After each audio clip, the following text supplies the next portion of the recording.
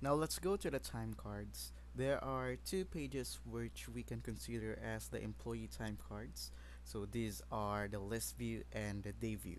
Let's tackle first the list view. So as you can see on the screen right now, you can see all the name of the employees here. You can display all the employees time entries using by clicking the all users option here, or you can just select specific employees time cards. You can sort this out by department as well. Just click on this one and then drag down option would appear, and then you can just select which department you only want to see. Use the calendar icon to select the date range that you wanted to see. Click OK.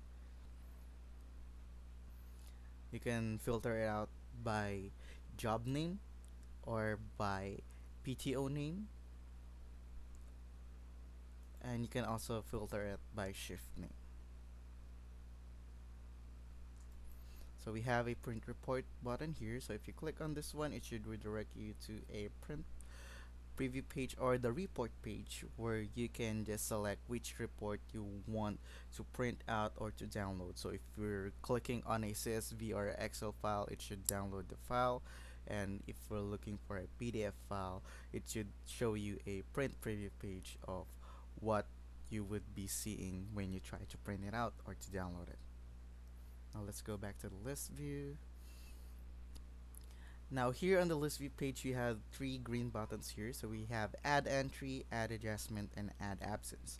So if your employee has forgotten to clock in and out, we just simply have to click the add entry, select the name of the employee here, select the date, select the shift, the job assignment, as well as the time that the employee has worked for that day. Then once you're done, okay, let's make sure we select a date. Once we're done, we click add, and then green check mark is an indicator we have succeeded on adding the employee's time entries. Now if you want to edit this out, let's say the employee has only worked for 4 hours, but since you add multiple employee time cards at the same time, you had to manually adjust it. Just click on edit and then just decrease the time here.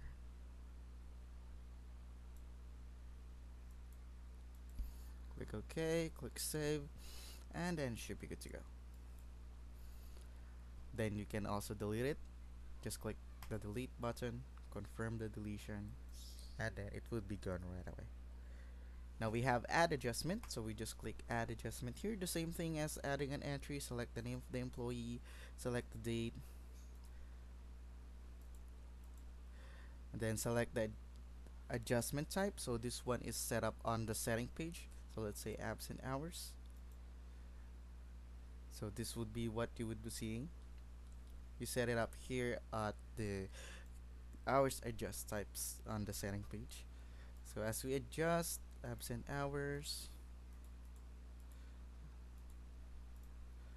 and then select how many hours will be adjusted.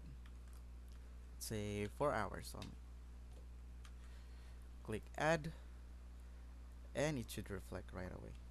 So as you can see, the employee has negative 4 hours. That means the time entry has been adjusted. So it would be showing up on the employee's time card calculation. So you will see the total hours here. It should be deducted for the employee.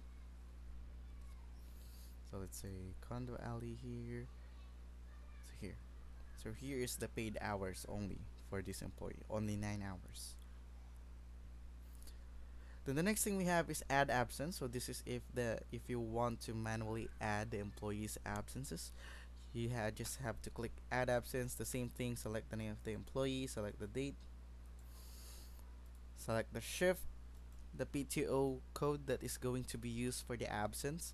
So it could be a holiday, could be a personal, a vacation, or others. Then select how many hours the employee is supposed to work, which the employee did not attend to. Then just click add, and then it should be good to go.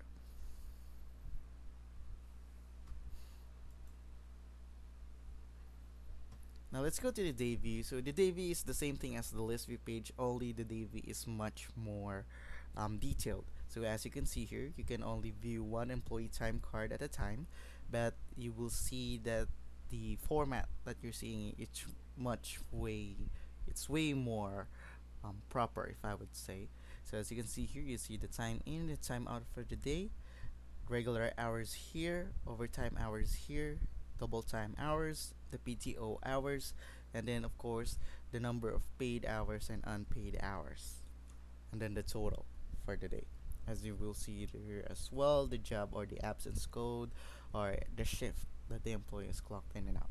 So as you can see here, there is an add, edit, and delete button. So the same thing as the list view page, just edit if you want to correct this time entry, delete it if you don't want it, if you have just misplaced it or you made a mistake when editing your employee's time card, or just click add if you want to add one. So you will see here work hours is the add time entry, paid time off is for the add absence, and then of course the adjustment.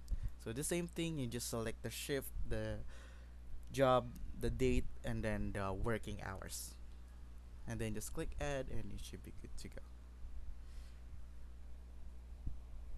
So as you can see here, there's a weekly total under here, and then there should be a time date range total over here. So the date range is the ones you select using the calendar icon.